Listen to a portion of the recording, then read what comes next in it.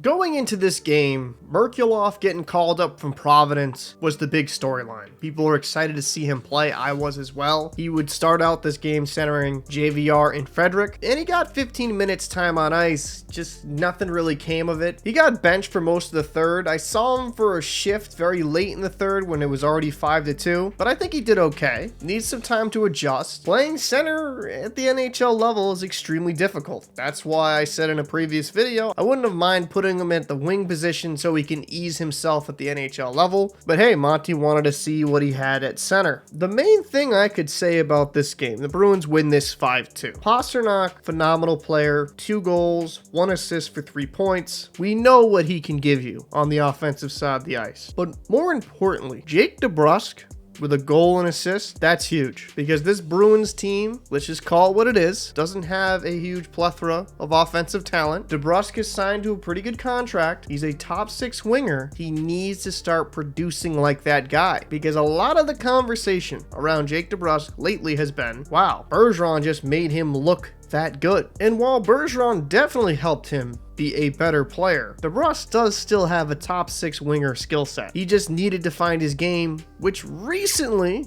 it looks like he's starting to. Another thing that stuck out to me, Kevin Shattenkirk, 2 goals on the night. Some people love him, some people hate him on that third pairing, but it's nights like this that show he's got a good offensive upside to him, and that's why the Bruins brought him in. That 5th goal, thing of beauty. Pasta over to Marchand, Marchand over to Shattenkirk. Now I think Marchand could have just shot that puck and it would have gone in, but that was such a pretty play. It looks like the world isn't ending and things are starting to round into form. Grzelcyk skated well in this game, while some Bruins fans were doomsday after them struggling for the past few games. This is giving you some good signs. And I'd be remiss not to mention, Linus Ullmark played great in this game. He made some awesome saves, and while he doesn't have the numbers he had last year, you can tell he's a Vezina type goaltender. During certain games this season, I felt like the team didn't play amazing in front of him, and that did affect his statistics. But man, the Bruins got themselves a tandem. This video is a different style, more conversational. Trying to see if you guys enjoyed this, because I like doing the play-by-play, but really talking about the game, analyzing it. I want to make sure to diversify my content so it doesn't get stale. But getting back to the game, I felt the Bruins were the better team, even though the shots on goal were very close. Now, the Devils do have themselves a good roster. They came into this one winning 3 straight. We're starting to build momentum. They started off the season pretty cold, and I'm not going to sleep on this New Jersey Devils team. They have too much talent on this roster just to fall off the cliff. While they have some questions regarding their goaltending, is Vanacek good enough? Is Schmid going to be good enough? They're talented everywhere else on their roster, and you want a bit more production from Timo Meier. I wouldn't argue that if I'm a Devils fan, but they're a good squad.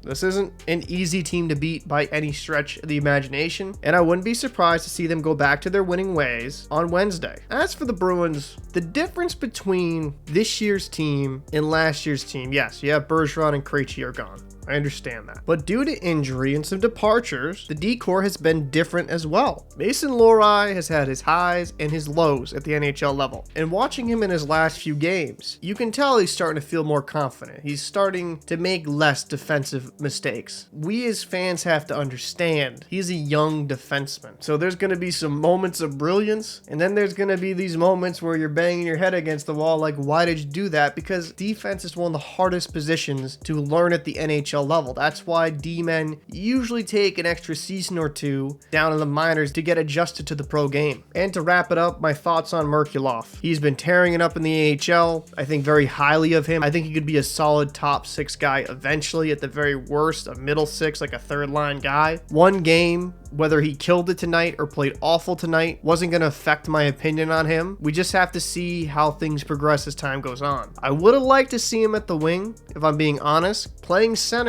at the NHL level is very difficult. Hopefully the Bruins give him another game to see what they got there. But I'd like to know your thoughts down below. What did you think of this game? Who stood out to you the most? I'm Captain Paul. I'll see you in the next one.